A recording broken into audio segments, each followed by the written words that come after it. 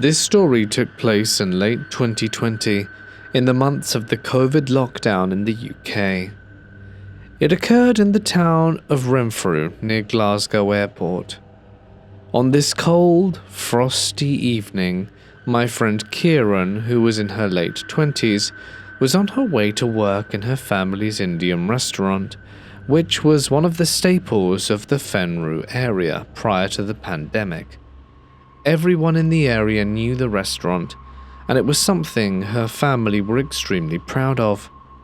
Kieran would work evenings there with her brother and sister. During this time, road closures meant the restaurant could only be accessed from her house via a quieter back road. Her neighbor was a man in his 50s and began renting the house next door to Kieran's family the year before. They didn't really know anything about the neighbor. However, recently, Kieran had noticed this house guest would stare at her in an inappropriate manner when she would be leaving or entering her family house. He made her feel uneasy, and she always felt anxious when she knew he was outside. On this occasion, while she exited the house, he, for the first time, actually spoke directly to her, and what he said made her skin crawl. "Hey, Miss Chahal, my name's Alec. I just want to say, you look amazing in those leather trousers." Kieran wore these because she felt they kept her warm in the frosty weather. The fact he said this to her and the way he delivered was inappropriate, and when she glanced at him, she told him. He was looking her up and down like she was a piece of meat. She didn't reply to him and was just in shock. How the heck can this be the first thing you ever say to someone, she thought. She jumped back into her car and felt like she was going to throw up as he was still glaring at her with a blank expression, and she said it was as though he was incapable of blinking. This felt as though it lasted forever, and it got even worse when she realized she had to defrost the car windscreen and windows. Her parents and siblings were already working at the restaurant, so she had no one in the house she could turn to make her feel safe. She then came to an even worse realization: she didn't have her phone. She sat in the car debating with herself whether to get it or leave, as she would need it later in the night at the restaurant. She decided she would quickly run and get it. Kieran jumped quickly out the car and ran inside, and she realized Alec wasn't standing there anymore. This filled her with relief, as it meant she wouldn't have to hear another inappropriate comment or see another inappropriate look from him. She unlocked the house and went inside. She was there for maybe 30 seconds, picked up her keys and went to leave again, when she heard a noise at the front door. The house was fairly dark, so this filled her with dread. It didn't seem as though anything was there, so she put this down to nerves after her incident with Alec. Kieran locked up the house and got back in her car, and she then began to drive to the restaurant. As mentioned, this was out in a quiet area due to road closures, so there weren't really many cars around or people due to the pandemic.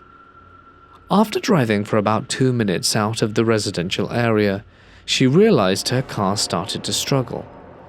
She stopped the car, got out, and realized her back left tire was flat. But to her horror, it wasn't just flat, it had been slashed. She had her mobile phone in her hand. That was when a car, from out of nowhere, came up from behind her with its full beam lights on. Kieran was practically blinded by this, and she had to turn away from the lights. And after a few seconds, she heard the other car's door slam, and all of a sudden, a strong, gloved hand suddenly clamped tightly over her mouth. Kieran said tears began to fill her eyes. The panicked breath coming from her nose was visible in the frost, and her lips began to quiver behind the gloved hand, but she was too shocked to even attempt to scream or bite it. What happened next was the most horrifying moment of her life. She heard a familiar voice say, "Right, Mr. Hal. Hands behind the back." It was Alec. She was so confused, but in her state of shock and fear, she put her hands behind her back, and the gloved hand was removed from her mouth but replaced with a rag. Kieran then heard the familiar sound of parcel tape being pulled, and her hands were taped behind her back. Alec then turned Kieran around to face him. She was backed up against the boot of her car. Her eyes were filled with tears, and she was forced to look into his eyes. He took the rag out of her mouth, and then put a long strip of parcel tape across her mouth. She began mumbling and pleading against the tape that was gagging her. Alec then leant down and taped her feet together.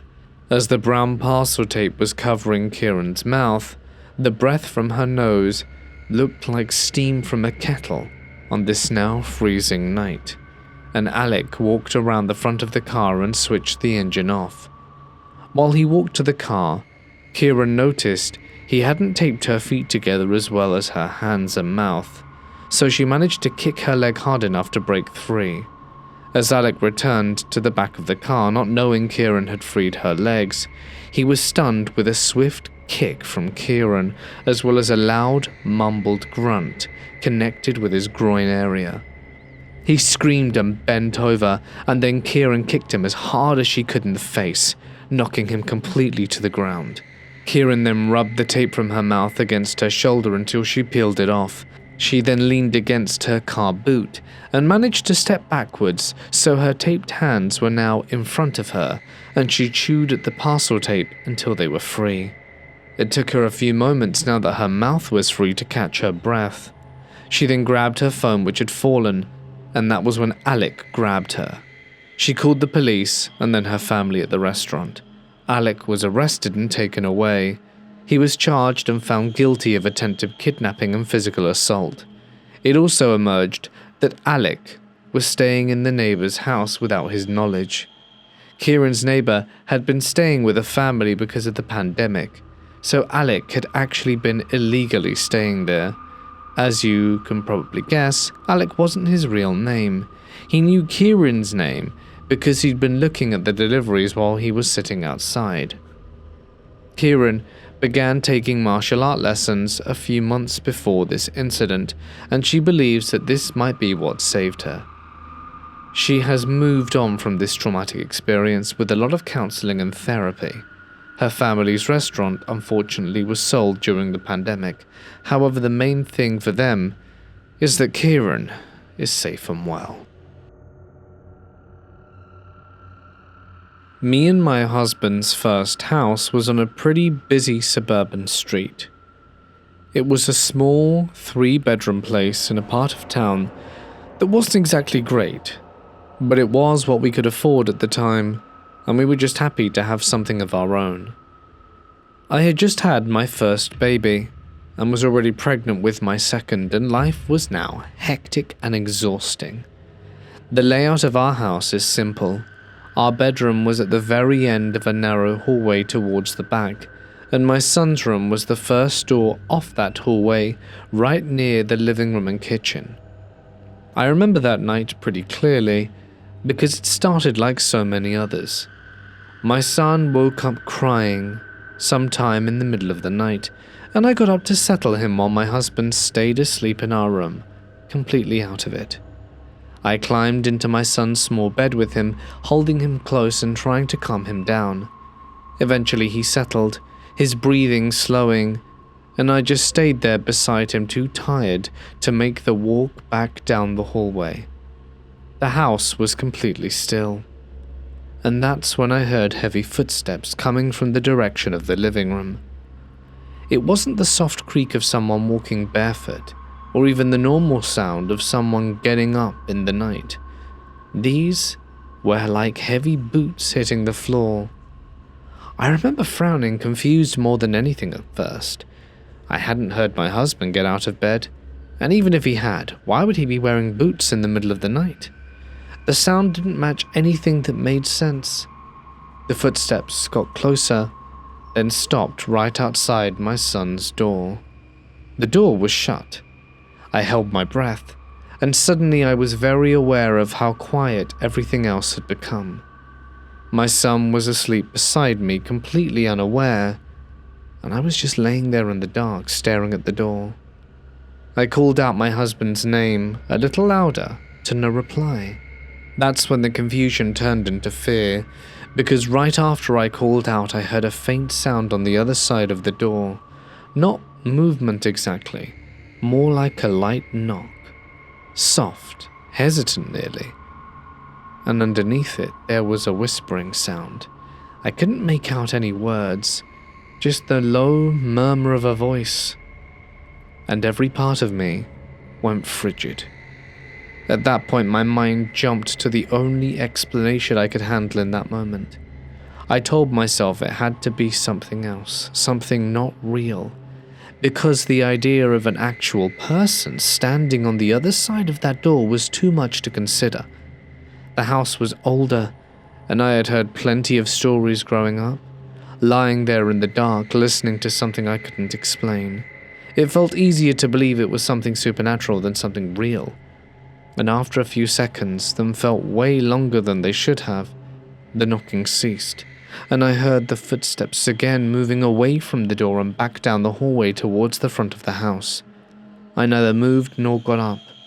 I didn't open the door, but just stayed there frozen, listening until the sound faded away, and everything went quiet again.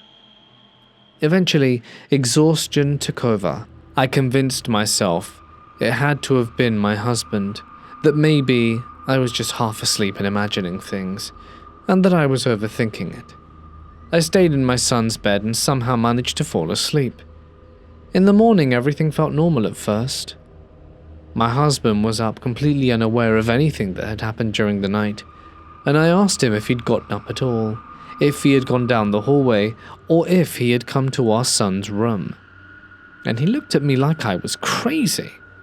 He, of course, hadn't moved all night, and that uneasy feeling came rushing back immediately and now stronger than before. I didn't even say anything else to him at first. I just walked down the hallway towards the front of the house, and that's when I saw that the front door was wide open. I'm not talking about unlocked.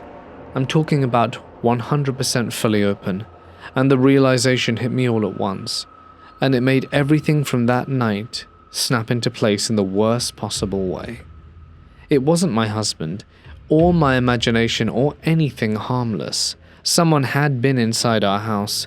They had walked down the hallway right up to my son's door and stood there listening, maybe even watching.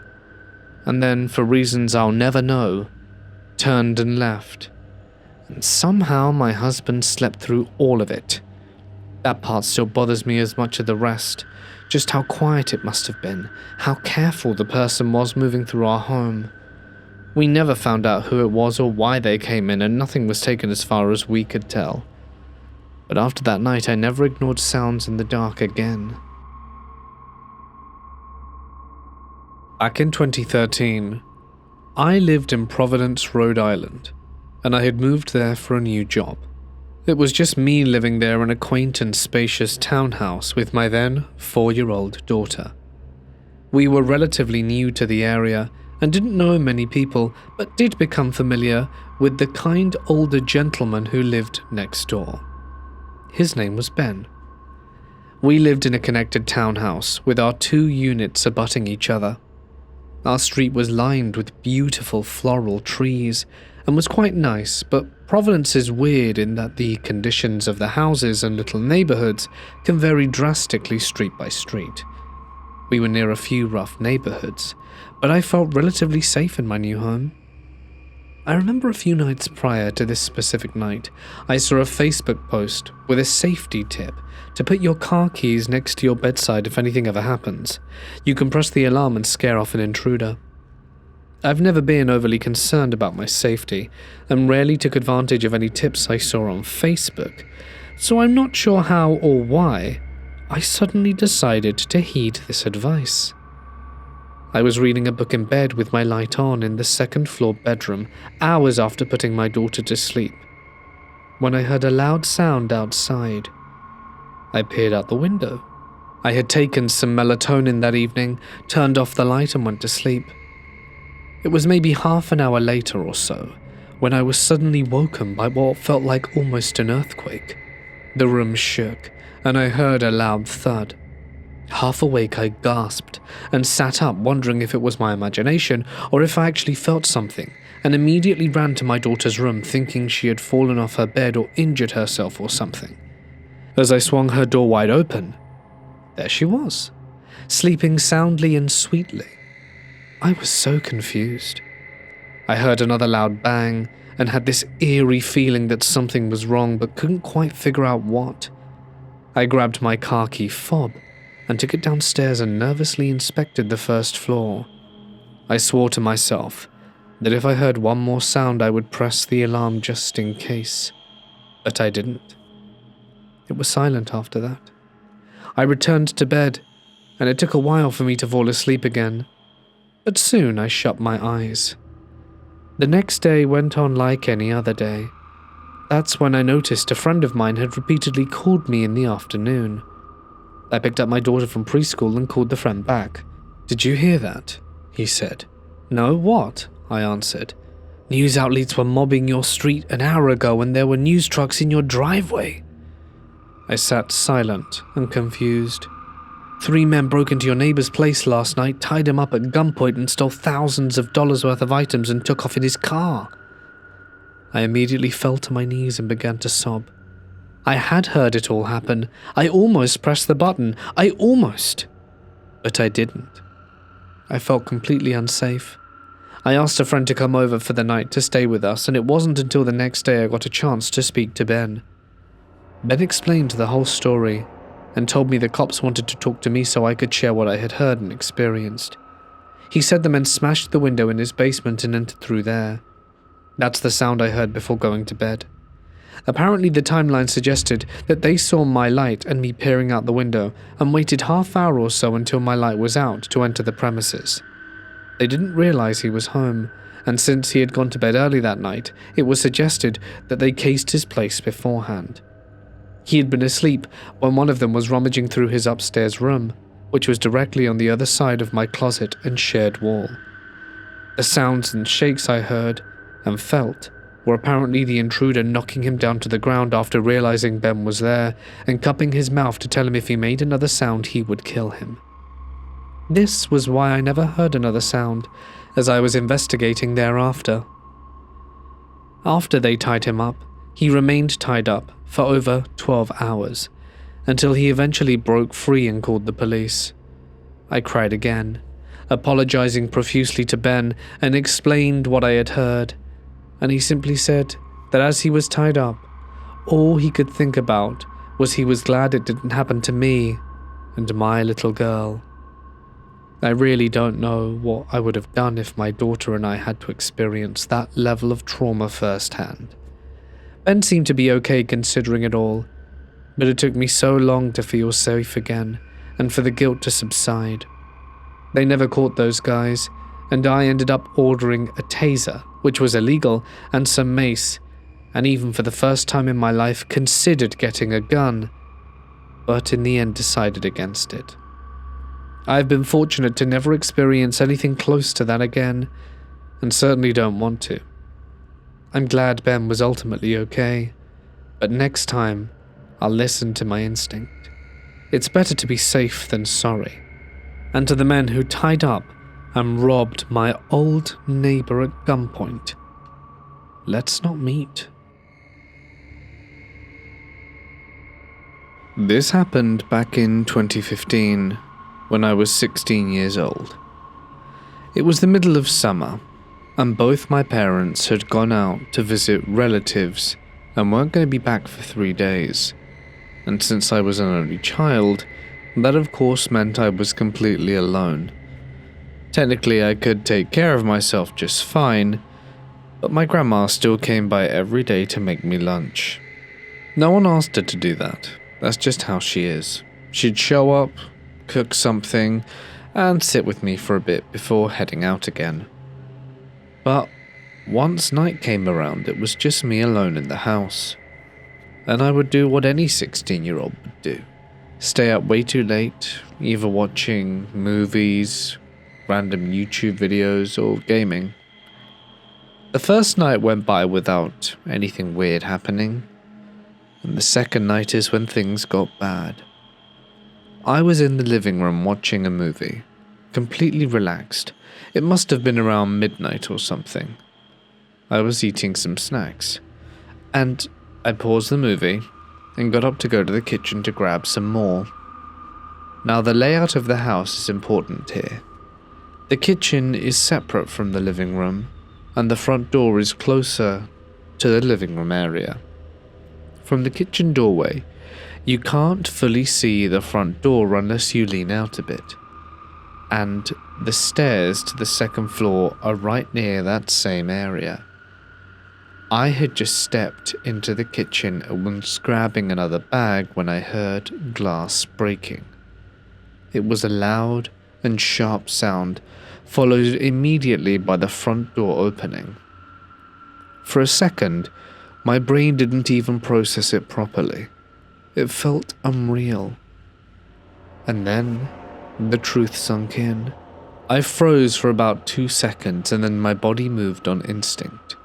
I grabbed the closest knife from the kitchen counter without even thinking about it and slowly crept towards the doorway so I could peek into the living room area. When I leaned out just enough to see him. He was tall, easily around 6 feet, maybe a little more, wearing a baseball cap pulled low and an old jacket. He wasn't being quiet at all. He was going through a shelf near the door, moving things around, opening drawers, and making noise like he didn't expect anyone to be there. That detail is probably the only reason I'm okay. My phone was upstairs in my room, and for some reason in that moment, my only thought was that I needed to get it. From where I was standing, the stairs were just to the right of my doorway. If I could get past him without being noticed, I could run upstairs, lock myself in my room and call the police. Looking back, that was a stupid plan. However, at the time, it honestly felt like my only option. And so I started moving slowly, trying to stay as quiet as possible, keeping my eyes on him the whole time. My heart was pounding so loud I was convinced he'd hear it. Somehow I made it to the stairs without him noticing. I was just about to step up when he turned around, and our eyes instantly locked. I don't even remember deciding to do it, but I screamed this loud, aggressive yell and threw the knife straight at him. I missed. It hit the wall right next to his head, and it was embedded in there. But that seemed to have done the trick, because the combination of the scream and a knife flying at him must have completely thrown him off, because his whole demeanor changed in a second. He didn't come towards me. He didn't say anything. He turned and bolted straight out the way he'd come in. For a split second, I'm not even sure what I was going to do. And then the adrenaline kicked in even harder, and instead of calming down like a normal person, I ran back to the kitchen to grab another knife. I don't know what I thought I was going to do if he came back, but in that moment, I felt like I had to be ready for anything. When I realized he was actually gone, I ran upstairs to my room, locked the door, and grabbed my phone. My hands were shaking so bad I could barely dial, but I managed to call the police and explain the events of that night. They got there pretty quickly. By then I was still shaking and replaying everything in my head. They checked the house, took fingerprints, and looked at the broken window and gathered whatever evidence they could. One of them asked me to walk them through exactly what happened, and I remember pointing to the knife still stuck in the wall. And the next morning I called my parents. They came back earlier than planned, around noon, no surprise there, and the first thing they saw when they walked in was the knife that was still lodged in the wall near the door. We ended up replacing the front door with something a lot sturdier after that. As for the guy, the police caught him within the same week. One of the officers later told me that when they picked him up, he claimed that I had tried to kill him, and he was the one who felt threatened. Apparently, from his perspective, he broke into what he thought was an empty house and suddenly got a knife thrown at him by a screaming kid. So yeah, if there's any kind of takeaway from this, it's probably that if someone breaks into your house, the smartest thing to do is hide and call for help, or apparently act completely unhinged and hopes it scares them off. I was sitting in the library across the road from my apartment that night. I was trying to get some work done and enjoy the quiet of the library. I believe it was quite late. My phone was on silent next to me, face down on the table, in order to not distract me, and I didn't notice it vibrating until it had already gone off a few times. When I finally picked it up, I saw missed calls from my flatmates, which is weird enough on its own as they usually just text. Before I could even think about it, my phone started ringing again, and I answered.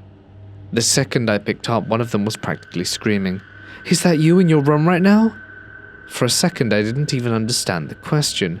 I remember laughing a little confused and saying, "No, I'm in the library, why?" There was a pause, and then another person jumped in, my other roommate, her voice shaking. "There's someone in your room! We can hear them walking around. We're yelling at them to leave, but we're not opening the door." Everything in my body seemed to drop. I didn't ask any more questions, I just grabbed my stuff and ran. The library was across the road, and I don't think I've ever sprinted that fast in my life.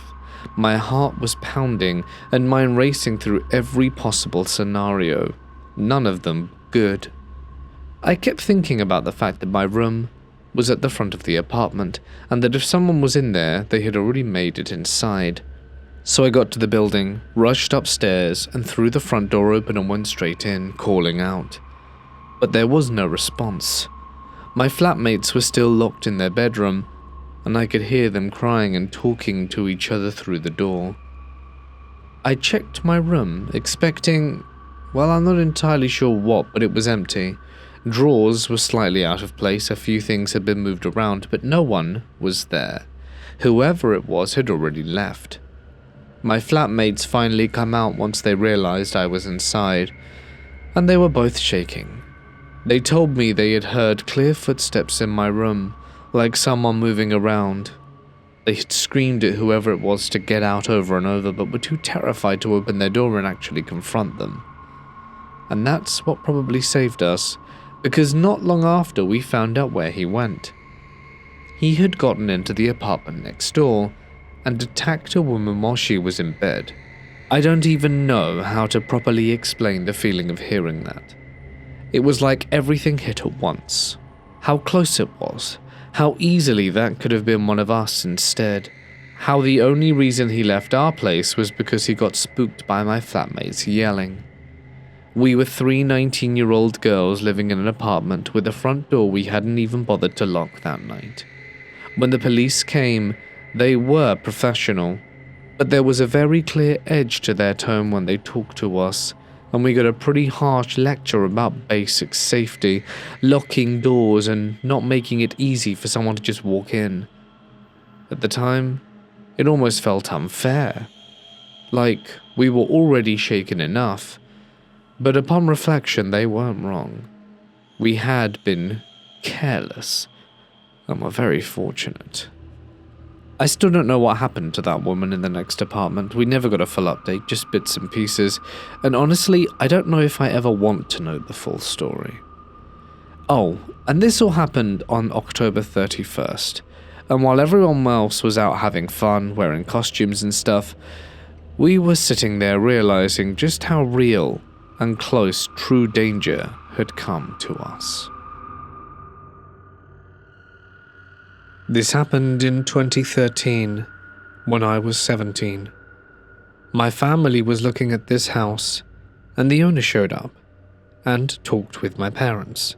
He seemed like a nice older man, built the house himself. It was a pretty nice 2-story house overlooking a river. Anyway, I was standing back, watching everyone talk, As the owner is talking and laughing, there's a break in the conversation where he turns away from my parents, and his expression completely and instantly changes from happy to the most sinister and hateful scowl I've ever seen. I don't think he noticed me watching. I probably appeared to be on my phone as my head was down. As soon as he turned back, he instantly went back to smiling. It was so creepy, it honestly made me feel sick. I told my mum, who said it was weird, but maybe he was just awkward. We got the house. We moved in the next weekend and my family was going to church, but I for one didn't feel like going, so they left me home alone. It was Sunday morning at about 11 a.m. when I heard a really loud banging outside. It was coming from this side of the house. I was on the other side on the second floor. Honestly, my dumb ass thought maybe it was the wind, and I didn't think much of it. It stopped after about 5 minutes, and 10 minutes later, I hear walking around downstairs. Chairs moving, kitchen cabinets opening, as well as the fridge. I immediately quietly go to lock my door, grab my baseball bat, and call 911 while I tell them my address. I text my mum and tell her that someone's in the house and that I've dialed 911. At that point, the operator said that there was someone 10 minutes out. I told her because I heard steps walking towards the stairs. Basically, the house is so thin, I could track where he was in the house. At this point, my mum responds that she's on her way. She was half an hour away.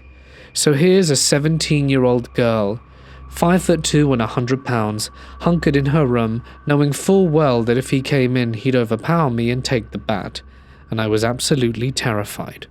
I heard him walk down the hallway towards my door. I saw the handle turn and stop. It was locked, and I heard him stand there. He didn't move. I could hear his breathing, and it felt like forever, but I think it was only about 10 seconds. Then I heard him turn and go back down. I heard the back door open and shut, and about 3 minutes later the police pulled up. The 911 operator asked me if I could let them in or if they needed to force it. I knew he had left, so I let them in. No one was there and there was no sign of forced entry. When my mum got there, she looked at my stepdad and asked if he'd changed the locks. Of course, he hadn't. I think the creepiest part, and what really validated my story, was that Mum had just vacuumed the hallway, and there were shoe prints that were larger than anyone in our house, and the police hadn't been up there, and they stopped just outside my room. He died a year after that.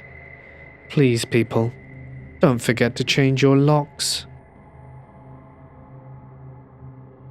I was around 16 when this happened. I was home with my mom and my younger sister. It was just a normal evening. It must have been around 10 p.m. when I decided to go up to the attic to grab some snacks that we kept stored up there. Now, our attic wasn't anything fancy. It was just a cramped space with boxes and old furniture, and a small window that we usually left slightly ajar to let in air in order for it to circulate.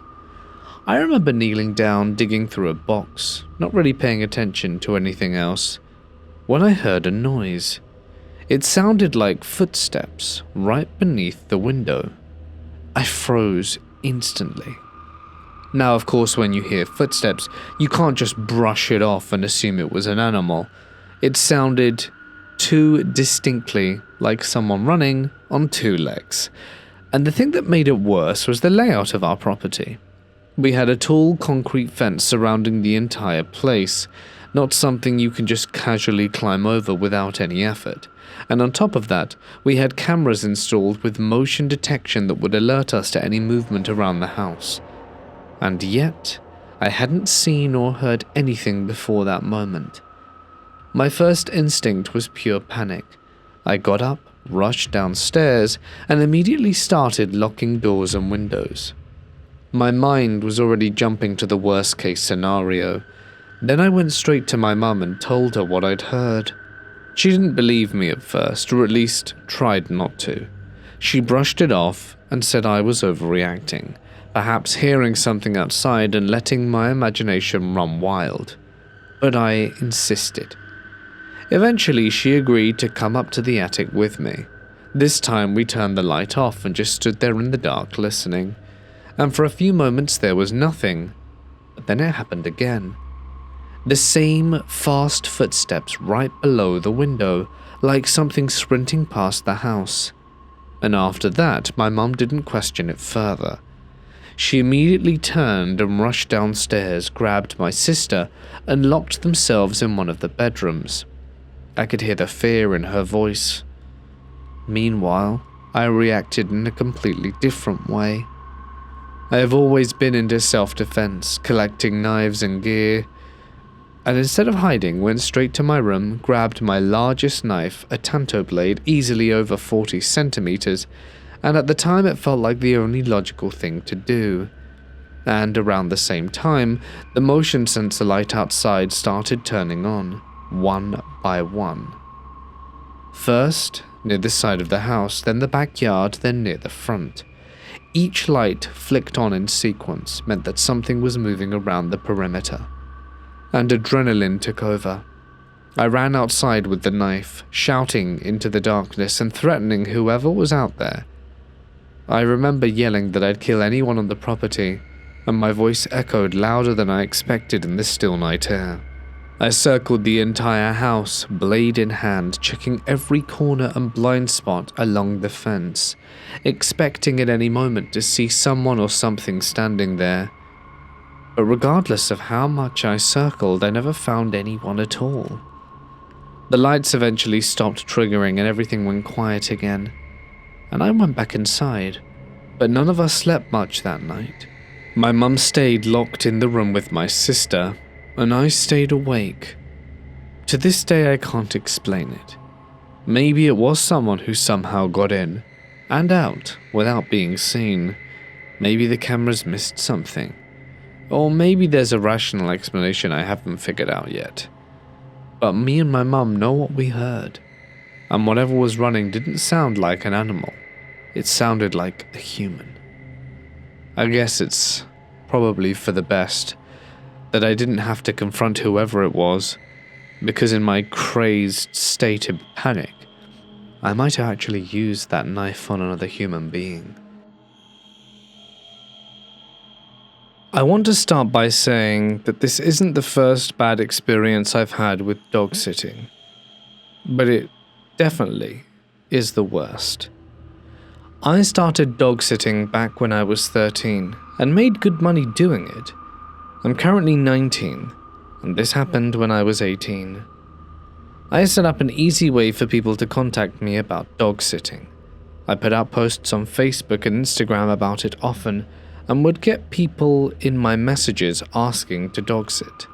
I got a notification from Instagram one day stating someone was trying to message me.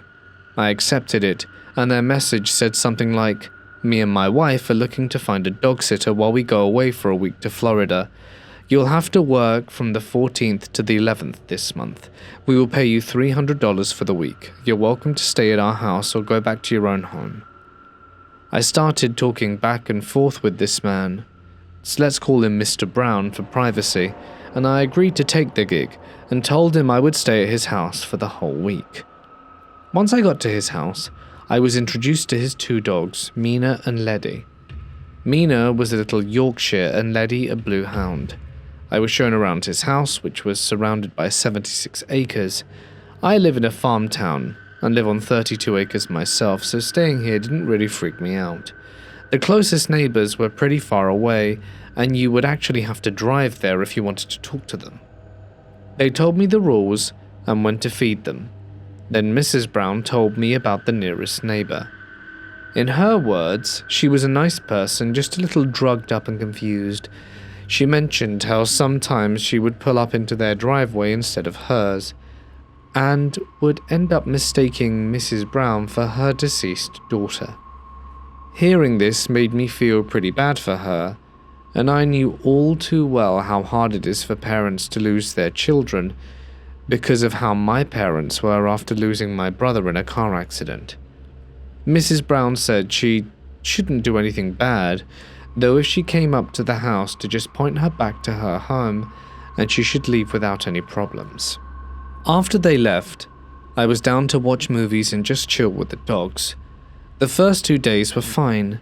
On the third day, however, the old woman, who I'll call Mrs. Rose, did pull onto the driveway. I came outside as she was getting out of her car. She looked up to see me, and immediately she got back into her car and left. I chalked it up to her realizing it was the wrong house when she saw me and went back inside. Later that night, though, I got a call from Mrs. Brown asking if I was okay. I told her I was and asked why. She then went on to tell me that she got a call from Mrs. Rose and that she thought there was a robber in their house. I explained what happened, and she just laughed and said she must have been confused and forgot that we were out of town. I ended the phone call making a note to go over there tomorrow to clear the air about me being a robber. Once I went to bed that night, though, things got crazy. I woke up around 2 hearing a light scratching sound that almost sounded like tickling coming from outside the window. At first, I thought it might have been a bird or some sort of mighty creature and left it alone, but the noise kept me from falling back asleep. I wanted to scare it away, so I got up and went to open the blinds, but screamed when I lifted the blinds and the sight of Mrs. Rose trying to pry the window open with a pair of pliers. Once she saw me through, she started banging on the window with the pliers. The dog started barking now, and I quickly got up, told the dogs to follow me, grabbed my phone and ran into a room with no windows, which was the bathroom, locking the door in case she got in. I called 911 and explained the situation, quickly giving them the address from what I could remember, and she said the police would be there in 10 minutes, which is pretty good for the area considering how rural we were.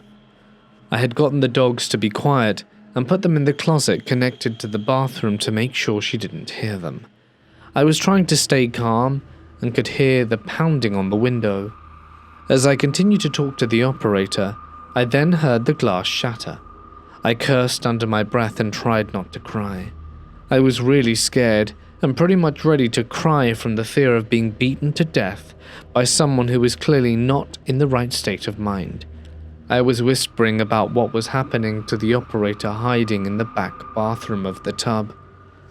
After about 4 minutes of pretty much silence, I heard footsteps and could see feet under the other side of the door and cursed myself again.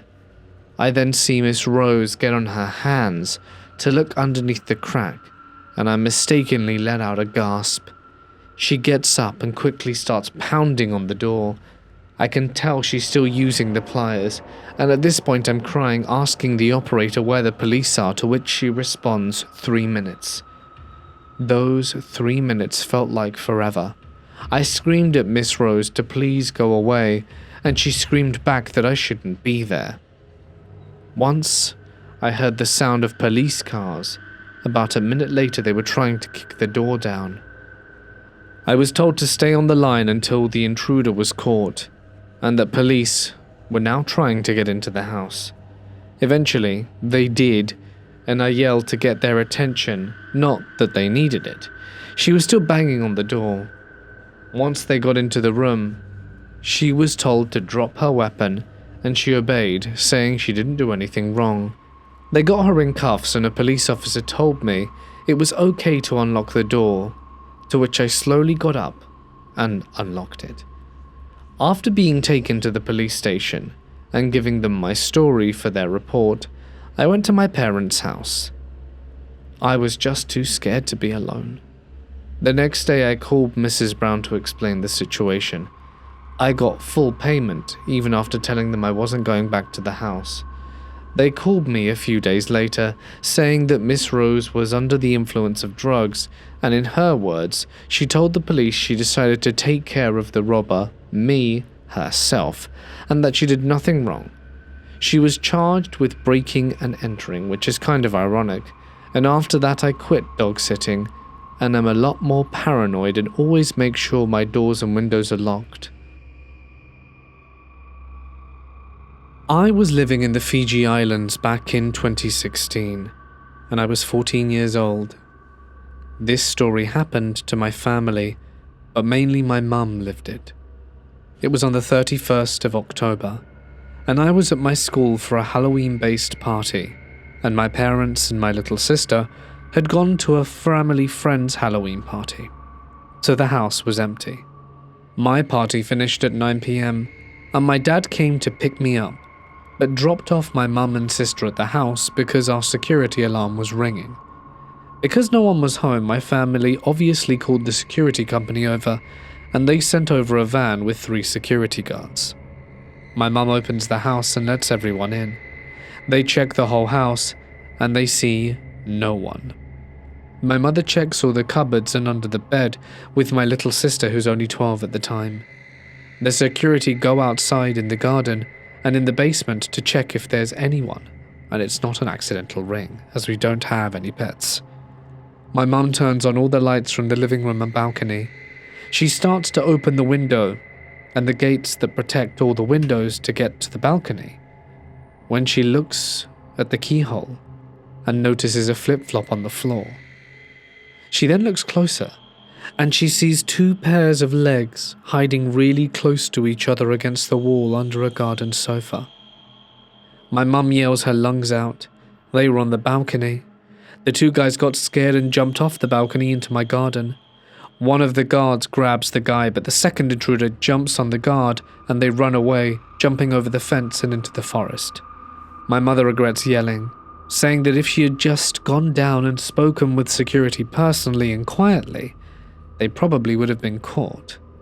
So there's my mother crying, holding my sister to her side and telling her everything will be okay. The security called the cops and did a report, describing the guys, and began a search. The cops were here in minutes, since I only live about 100 meters from the nearest station. The guys who jumped lost a hat there and flip-flops and left a sock, as well as gloves and 2 knives. Sadly, the guys were never found. 2 weeks later, my mum pulls out the driveway and looks in the rearview mirror of her car, and is 90% sure the 2 guys there opposite our house are staring at her. The short one had the same new hat, and the other guy had brand new flip-flops. When my mum drove away to the police station, the guys were gone, never to be found again. I got home after that with my dad, to my mum and sister crying.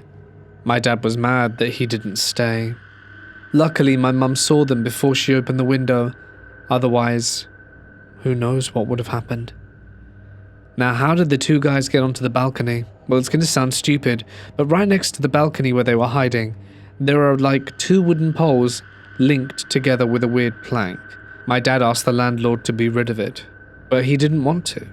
It was convenient for me at the time because when I was 16, I'd climb onto the balcony and use the pole to sneak out and see my girlfriend at the time. And even though I did not live through this myself, it really scares me, because I was young. And now that I live alone, I check the entirety of my house to make sure my house is always fully secure. So, to set the scene, I'm a 22-year-old female, and literally weeks from graduating from college and getting my bachelor's in theatre arts. I only have a quarter credit left to get, so I'm doing work in the theatre department costume shop to obtain that credit. It's not anything too difficult. I know how to both hand sew and use a sewing machine, so I've spent time doing both things and mending and adjusting garments for actors. The show is a musical, and there are some pretty intricate costumes, so I was excited to help out and get that final bit of credit to graduate. The costume shop opened for weekend hours at around noon, but I stayed up late on Friday night, so I woke up around 1. I got dressed and went to the costume shop as quickly as I could, since I wanted to get all the hours possible. Nothing was out of the ordinary, but as I was approaching the theatre building, something caught my eye. There was this guy standing off to the side of the front entrance. The front entrance is pretty open. It's this set of pillars, and then 3 sets of glass doors that are led up to by a set of stairs. Kind of Grecian, I guess. The building is an old one with an addition attached. that one containing the actual theatre, while the older building contains mainly classrooms. But this entrance is closest to the way I usually use to get backstage and into the costume shop. Anyway, the guy was kind of leaning against the stone side of the staircase. What caught my attention is that I go to school on a very small campus, so usually when I see someone I recognize their face, even if I don't know their name. I didn't recognize this guy at all. Physically, he wasn't overly weird looking, maybe a little disheveled. His hair was kind of greasy, and he had a t-shirt on and some tattered jeans. He looked college age, same as me. But what was even weirder was that he was wearing this heavy winter parka, even though it was nearly 65 degrees, as well as snow boots. We made eye contact and nothing immediately skeeved me out. I'm an awkward person, so I just kind of gave a polite nod and smile. I think that was my first mistake. He didn't smile back. In fact, his eyes followed me as I walked up the stairs and into the building. Super weird, but okay. My campus has some weirdos on it. I found that my school in particular seems to attract them, but I'm a senior, and I was pretty sure I had all the weirdos pretty much catalogued. Parker Guy was not among my mental catalogue of campus oddities. I got down to the costume shop, and I must have looked troubled, because the person who was already down there, someone I know on a somewhat personal level, greeted me, then asked if something was wrong. I told them about the guy, which somewhat amused them, and we speculated on who he could be for a while before they went up to check. Apparently, though, he was gone, as I was told when they got back. I worked on sewing literal halved beach balls onto bikini tops, and listened to a podcast. I got there at 1 and it was around 4:30 that the person that was with me left, leaving me alone. By this point I moved on from the tops and was sewing snaps onto the back of a blouse to make it fasten better. I took a break to work on a project due on Monday, then got back to sewing. My headphones were off this time as it was just me in the shop. For this next part, I'm going to have to give you a bit of an idea of the layout of the shop. It's in the basement of the building, and it is a bit hard to get to if you don't know your way around. The room is relatively large. It's sort of shaped like an irregular rectangle, but is separated by the tables set up in the middle of the room with the sewing machines on them. One side is way in from backstage behind the building's black box theatre, as well as the dressing rooms, and then the other side leads out into this sort of hallway that has doors leading to the auditorium, as well as an exit out of the building, if that makes any sense at all. That direction also leads to the main costume storage area. But anyway, near where the sewing machine tables are is this door that leads outside and into what the costume director refers to as the weird little courtyard. When I was a freshman, I took a class with her, and she warned us not to go out there since the door is locked from the outside, and if we go out there we won't be able to get back into the building. The courtyard is less of a courtyard, and more of some kind of area where there's a bunch of building machinery, like heating and cooling, as well as electrical stuff. It's all fenced in a chain link fence, about 15 feet high, but the door leading out there is one of those with a window. In this situation, I was sitting in a chair directly opposite this door, close to the wall across from it, so there was about maybe 20 odd feet of space between me and this door. It was nearing 6, but since the show's dress rehearsal started that Monday, I wanted to get as much done before I finished up and went for dinner. I was working on sewing the snaps onto the shirt when I heard a noise. It startled me, since I'd settled onto the rhythm of my task and listening to my podcast. It was still connected to the thread, so it wasn't lost, and I bent to pick it up from where it had fallen on the floor near my feet. It was when I lifted my head from that bent position that I saw the source of the noise. My vision was a little obscured, because the space between me and the door was cluttered with a bunch of dresses from mannequins that me and the other members of the crew had been using to put costume pieces on. So it was more that I saw the door's window wasn't empty anymore. I shifted to the side a little to get a better look, and there, on the door leading out into the maintenance courtyard, was Parker Guy. The noise I heard had been him trying to open the door. I have no idea how he got there. That door is the only way into that courtyard, so I can only assume he somehow scaled a 15-foot fence. I froze like a deer in headlights, and for a moment, I was just still as he stared at me.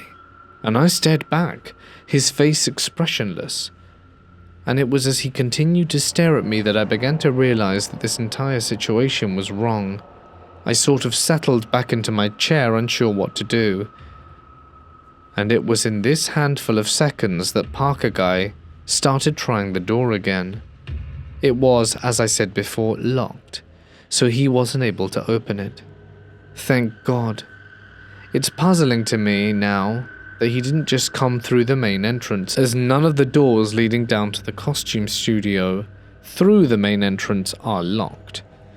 But maybe he tried that because, like I said, the studio is a little tricky to locate if you didn't know your way around the building. The only conclusion I could come to is that he tried what I mentioned just above, but couldn't find me, and then while wandering around the building, saw me through that door through the chain-link fence, and proceeded to scale it. Knowing this, I began to get scared. The door leading into the studio was to my left, and on instinct I got up to close it, since it locks from the inside and you need a key to reopen it. It was as I was moving closer to that door that the guy began to pound on the courtyard door. I don't know why my first instinct was to hide instead of opening the door I just closed and booking it, but I went into the small fabric storage room directly behind me, shut the door and called campus safety. I'm not really sure why I called them and not police, as the campus safety called them later anyway, but that's what I did. I don't know, people make decisions like that when they're scared. By the time campus safety came to investigate, which was pretty fast since I was clearly terrified on the phone, the guy was gone. I don't know how he scaled the fence again in the time it took them to arrive, but he had left. Campus safety escorted me back to my dorm and even went to the dining hall to pick me up some dinner since I was shaken, which I appreciated a lot. A while later, an officer came in to take my statement, since campus police called them. But as you can imagine, there wasn't much they could do apart from keep an eye out for this guy.